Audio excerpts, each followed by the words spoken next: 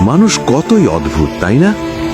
গ্রামের বাড়ির কাছাকাছি জায়গা থেকে একজন চালক একটি লাশ গাড়িতে তুলছেন। ক্যামেরার পিছনে মানুষ আছে, তবে কেউ সহযোগিতায় এগিয়ে আসেনি, শুধুমাত্র বৃষ্টির অজুহাতে। চিন্তা করুন একবার, আপনার জীবনের মূল্য বৃষ্টির ফোঁটার থেকেও তুচ্ছ। যদিও আমরা প্রায়ই বৃষ্টিবিলাসে মেতে উঠি, এটাই বাস্তব যে কেউ কখনোই আপনাকে ভালোবাসে না। যে নমনীয়তা আপনি অনুভব করেন, সেটি আপনার থেকে ফল পাবার জন্য একটু ওভার অ্যাক্টিং।